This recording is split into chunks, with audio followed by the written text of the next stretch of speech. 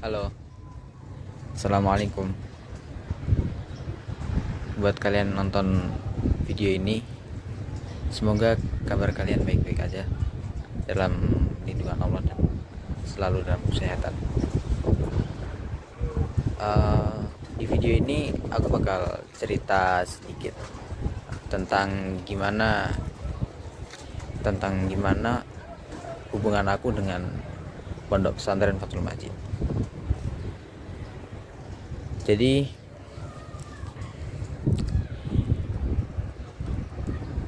dulu waktu aku masih SD kelas 5, aku pengen banget mondok karena abang, mbak, dan masku itu mondok semua. Nah, terus waktu kelas 5 aku gaungkan suara aku pengen mondok itu ke orang tua aku, ke ibu, ke bapak. Sampai akhirnya waktu kelas 6 aku mendapat kesempatan mewakili sekolahku mengikuti beberapa lomba yang mewakili sekolah di beberapa pondok pesantren di daerah Bojonegoro Barat. Aku datang di Al-Hadi sama beberapa pondok yang lain. Dan aku juga survei pondok pesantren, gimana sih pondok pesantren itu. Aku nonton dari TV, aku cari di berita, cari di ini.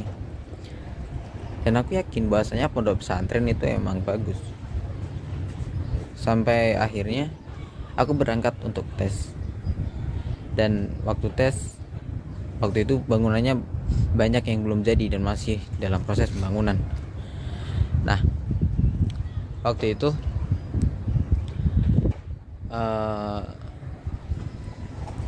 banyak banget kekurangan dalam hal fasilitas waktu awal-awal. Kalau nggak salah waktu 2015 aku masuk pondok pesantren itu, kita sudah ada di pondok pesantren Putra yang pusat sekarang. Di sana di atas itu ada satu gedung, ada di sana ada 2 lokal, ada gedung sekolah 2 lantai, sama ada gedung asrama 2 lantai yang atasnya dia masih pakai geladak waktu itu. Nah, kami santri baru waktu itu ditempatin di geladak. Kalau kalian tahu, kamar kami dulu yang geladak itu dia tingginya dengan atap, lantai dengan atap itu satu angkatan orang berdiri sama ngangkatin kepala itu udah kena atapnya, dan atapnya dulu asbes. Jadi waktu panas kita kepanasan, terus waktu bocor, waktu hujan kita kena air bocornya. Nah, waktu itu aku termasuk anak yang mungkin hafalannya paling rendah atau hafalannya paling lemot gitu di antara mereka teman-teman aku. Waktu kelas 1 SMP aku paling telat hafalannya. Juz 30 tuh aku paling telat 1 tahun baru hafal. Yang lain udah sampai juz 2, juz 3. Nah, terus sampai kelas 8 hafalanku masih lambat. Kelas 8 banyak yang udah dapat 6-7 juz, aku masih dapat 2 juz. Sampai akhirnya waktu kelas 3 SMP, tepat waktu 4 November, aku memutuskan untuk mengambil pindah jurusan, dikarenakan waktu itu aku merasa sudah tidak mampu untuk melanjutkan hafalan Quran lagi. Waktu itu disetujui sama abah untuk pindah jurusan, dan alhamdulillah aku termasuk orang-orang yang minal awalin dari orang-orang yang ada di jurusan kitab. Nah, waktu aku jurusan kitab itu, semangatku, aku punya tekad waktu itu gak boleh patah. Aku harus bisa lebih, aku harus bisa berhasil dengan apa yang aku pilih. Aku sudah meninggalkan hafalan Quranku dan aku mengambil jurusanku yang kitab itu. Maka aku berjanji pada diriku sendiri, aku harus bisa berhasil, karena aku sudah mengambil langkah yang lumayan jauh dan sangat berisiko. Karena dulu jujur saja, waktu kelas 8 atau kelas 9, entah, aku juga udah agak lupa, temanku Rosyid Ridho Ali, dia sekarang alhamdulillah bersama kami ada di Yaman. Sekarang beliau ada di Mukalla mengambil S1 sama kayak kami. Nah, terus dia itu waktu kelas 8 ngafalin Quran 6 bulan, hatam 30 juz. Di situ waktu dia dapat wisuda Qurannya, dalam hatiku aku menangis. Kenapa saya nggak bisa? Saya juga pengen kasih orang tua saya hafalan, saya bisa ini, tapi saya kelihatannya tidak mampu. Sampai akhirnya saya putuskan untuk mengambil jurusan kitab itu. Terus jalan jurusan kitab gak ada 1 tahun, alhamdulillah waktu itu udah selesai Imriti, udah selesai Safinatul Najah. Habis itu naik ke kelas SMK. Kelas SMK mulai kitab baru, ngafalin alfiyah sama kita setoran sorogannya Fathul Qorib. Nah, terus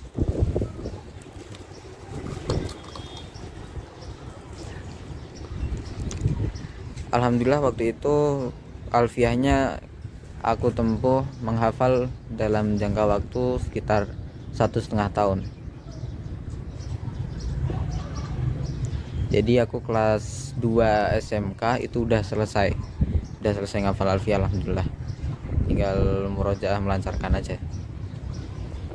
Sampai akhirnya di sana terkena serangan Covid segala macam, dan pondok akhirnya membedakan setiap asrama. Alhamdulillah sampai sekarang asrama semua dibedakan. Nah, waktu dibedakan aku dipindahlah ke Roage, ke asrama Roage. Di asrama kitab waktu itu di kelas saya ada 4 orang. Di kelasnya Pak Muhaimin ada 6 atau 7 orangan. Saya juga agak lupa, tapi di kelas saya ingat ada 4 orang. Nah, waktu itu 4 orang kita ngulang lagi ngaji dari Imriti. Ya walaupun saya alfiahnya waktu itu udah selesai juga, gak apa. Kita ngaji lagi Imriti. Nah, bertepatan waktu akhir tahun itu,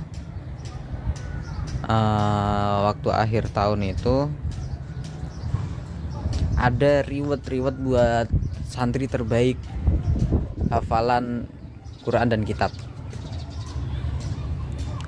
Itu bertepatan pas aku di kelas 3. Jadi sebelum aku pengabdian. Alhamdulillah waktu itu kalau nggak salah yang dapat reward hafalan Quran terbaik itu Mbak Masnuah. Terus alhamdulillah saya dapat reward santri terbaik kitab tahun 2021 mungkin. Alhamdulillah waktu itu Mas Nuah dapat umroh dan saya dapat uang 1.500.000. Ya alhamdulillah lah bisa buat beli kitab kita apa duitnya itu 1.500.000. Nah, sehabis dari itu aku lanjut lagi ke pengabdian, kuliah, sampai akhirnya aku dulu yang mempunyai cita-cita untuk kuliah di luar negeri itu putus asa karena sudah usaha dari kelas 3 SMK waktu itu sebenarnya, tapi nggak lolos. Terus alhamdulillah dapat perintah mandat dari Abah untuk coba ikut tes di Al-Ahqaf Yaman, dan alhamdulillah langsung lolos.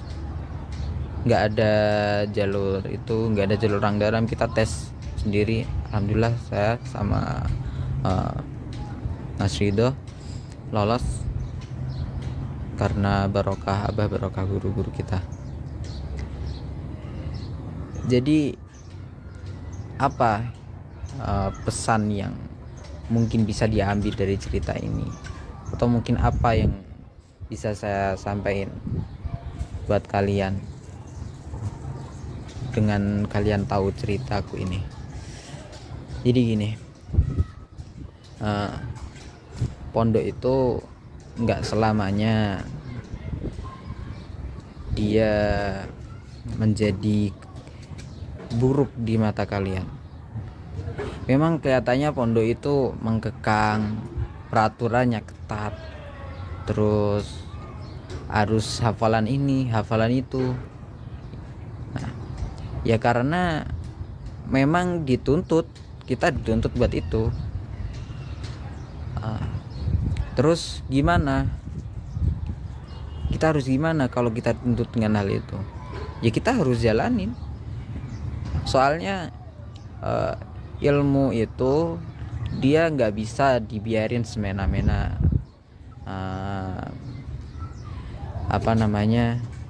pemindahan atau pewarisan ilmu itu tidak bisa sembarangan gitu. Jadi dia harus punya sanad keilmuan yang jelas pertama, dan itu alhamdulillah pondok kita sanad ilmunya jelas, guru-guru kita jelas. Beliau Abah dulu mondok di mana jelas, guru-guru kita mondok di mana juga jelas, ngaji ke siapa saja jelas. Terus kualitasnya alhamdulillah, aku yang ngalamin sendiri. Tes kemarin di Cirebon sebelum kesini, tes Ahqaf itu aku nggak ada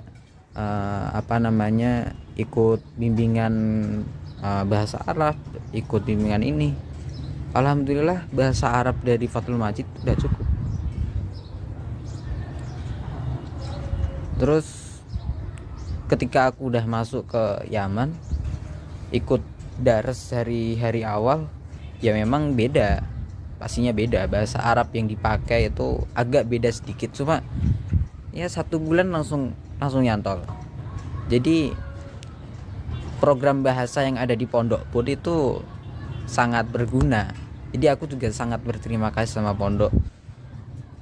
Kalau nggak ada program bahasa, mungkin aku bakal ngabisin duit lagi buat kursus ke Pare lah, inilah. Terus yang lebih utama dari peran pondok itu apa? Pondok itu ya sebenarnya rumah kita sendiri. Orang yang nggak nganggep pondok itu sebagai rumahnya, sebenarnya itu perlu dipertanyakan. Kenapa? Ya karena Abah, Umi, guru-guru kita, dan semua pengurus itu keluarga kita, saudara-saudara kita, teman-teman kita itu saudara-saudara kita. Dan pondok itu nggak pandang bulu. Lihat kamu yang mungkin, lihat kita yang mungkin belum bisa baca alibata, atau yang udah bisa baca alibata, semua diajarin. Nah, di waktu kamu udah lulus, jangan kira nanti ketika lulus, kamu itu lulus cuma lulus SMP doang, lulus sampai SMA, atau lulus sampai pengabdian, itu semua beda nanti. Orang yang lulus sampai SMP doang, ilmunya ya sebatas apa yang dipelajari. Nah, ketika kamu di Fathul Majid dan kamu cuma belajar sampai pendidikan SMP-nya aja, itu masih sangat kurang. Nah, kalau kamu meneruskan atau melanjutkan sekolah di luar, mondok di luar, kamu bakal ngulang lagi. Nah, makanya di Fathul Majid itu pendidikannya berkelanjutan. Dari jenjang ke jenjang itu pendidikannya berkelanjutan. Itu Fathul Majid. Itu yang aku suka dari Fathul Majid. Dari MI-nya, dari SMP-nya, dari SMK-nya, sampai perkuliahan, pendidikannya berkelanjutan. Nanti di SMK beda lagi, kualitasnya ditingkatkan lagi skillnya. Nanti kalau udah kuliah ditingkatkan lagi skillnya gitu. Jadi nggak sembarangan. Kita merasakan sendiri apa barokah yang ada di pondok, dan sekarang bisa kami rasakan ketika kami udah lulus. Mungkin gak cukup ucapan terima kasih, atau misal aku punya uang, aku nyumbang 1M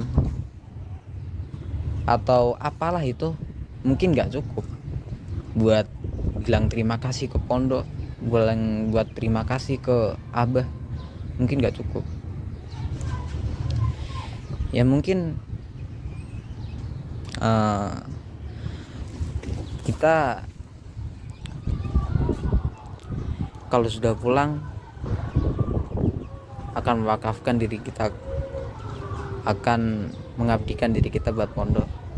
Ya walaupun itu gak sebanding dengan apa yang pondok berikan ke kita dengan bayar yang murah, tapi ilmu yang subhanallah, Quran dapat, ilmu dunia dapat, ilmu akhiratnya juga dapat, sholatnya dapat, jamaahnya dapat, subhanallah. Makanya orang yang di pondok itu harus bersyukur. Alhamdulillah kami bisa merasakan menjadi santri Fathul Majid, dan kami bangga jadi santri Fathul Majid. Semoga video ini bermanfaat buat kalian. Wassalamualaikum warahmatullahi wabarakatuh.